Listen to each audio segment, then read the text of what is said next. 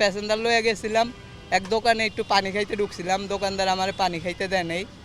তাই এখানে আসলাম, আইসা পানির ট্যাঙ্কি দেখলাম, পানির ট্যাঙ্কি দেখে নাইমা একটু ঠান্ডা পানি পাইলাম, তৃপ্তিটা মিটাইলাম, গরমটাও কিছুটা কাটলো, একটু রেস্ট নিলাম, দাঁড়ায় ভালোই লাগলো। আমার এই পা ভাঙা, আমি প্রতিবন্ধী মানুষ একজন। ভাঙছে, আমি আগে নাইকেল গাছ তুলতাম, তো নাইকেল গাছের থেকে পড়ে গেছিলাম, পড়ে গিয়ে পা ভাঙিয়ে গেছে। ভাড়া আগের হারে এখন খুব কম, কারণ গরমের সময় মানুষজন খুব রোডে কম চলাচলতি। আগে দেখা যায় যে সারাদিন জমা দিয়ে 600-700 টাকা থাকতো, এখন দেখা যায় 300-400 টাকা টিকাইতে খুব কষ্ট হয়ে যায়। আর পাও ব্যথা লইয়া তো আর সবার মতো অত গাড়ি চালাইতে পারি না, হয়তো সকালে 9টা-10টার দিকে বাইরাই, ওই আসরের আজান দিলে পরে চলে যায় আর কি। ফ্যামিলিতে আমার আম্মু আছে, আমার একটা মেয়ে আছে, আর ওয়াইফ পাও ভাঙার পরে আর কি ঝগড়া করে চলে গেছে। এখন আমি আমার আম্মুর সাথেই খাই।